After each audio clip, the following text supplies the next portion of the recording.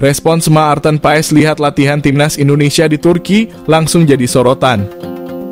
Sekadar diketahui, timnas Indonesia sedang menjalani pemusatan latihan di Turki. Selama berada di Turki, rencananya skuad asuhan Shin Tae-yong akan menjalani 2 laga uji coba, tepatnya kontra Libya. Karena itu latihan intens dilakukan. Proses latihan timnas Indonesia pun diunggah akun Instagram Timnas Indonesia. Para pemain timnas Indonesia juga mengunggah aksi latihan mereka selama berada di Turki.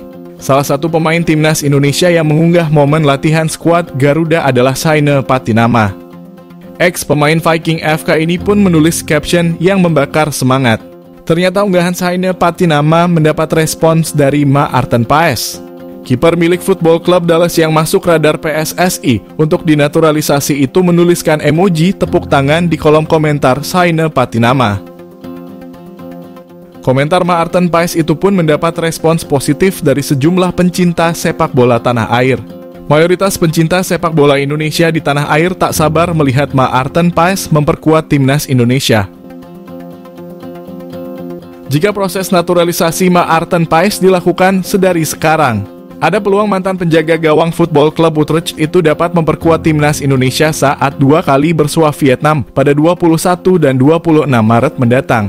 Kehadiran Maarten Paes dibutuhkan untuk mengawal serangan-serangan tajam yang dimiliki pemain-pemain Vietnam. Pemain SC Telstar bersedia bela timnas Indonesia asuhan Shin Tae-yong ngaku sudah dihubungi PSSI. Pemain SC Telstar, Yal Liesdek, siap memperkuat timnas Indonesia asuhan Shin Tae-yong. Hal itu diketahui dalam wawancara yang dilakukan Yal Liesdek dengan YouTuber asal Indonesia yang biasa membahas pemain keturunan Yusa Nugraha.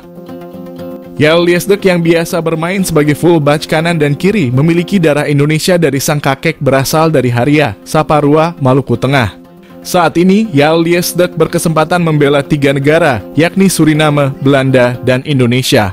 Suriname merupakan negara asal sang ayah, sedangkan Belanda Indonesia merupakan asal negara sang ibu. Namun, saat ditanya lebih memilih negara mana, Yal Liesdek bakal menunjuk Indonesia sebagai negara yang diperkuat. Dalam pengakuan Yal Liesdek, ia pernah berkomunikasi dengan PSSI perihal wacana naturalisasi. Sayangnya, obrolan menguap begitu saja. Yal Liesdek musim ini baru mencatatkan 1 penampilan bersama SC Telstar di Liga 2 Belanda. Namun minimnya menit tampil bukan karena Yal Liesdek tidak memiliki kualitas, melainkan efek cedera panjang. Menarik menanti jika Yal Liesdek benar dinaturalisasi PSSI.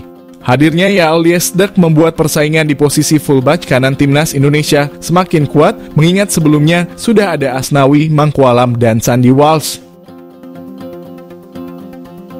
Bagot dan Hubner gabung TC Timnas Indonesia 1 Januari.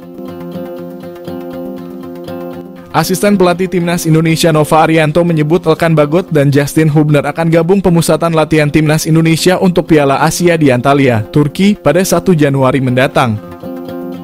Saat ini kedua pemain masih membela klubnya masing-masing di Liga Inggris. Bagot masih membela Ipswich Town, sedangkan Hubner berkiprah bersama Wolverhampton Wanderers. Dengan kata lain, saat ini ada 23 pemain yang sudah bergabung dalam pemusatan latihan. Pada awal Januari diharapkan 5 pemain lainnya bisa segera bergabung di Antalya. Kelima pemain yang belum bergabung di Turki adalah Sandy Walsh, Elkan Bagot, Justin Hubner, Ivar Jenner, dan Rafael Struijk. Mereka semua saat ini masih membela klub.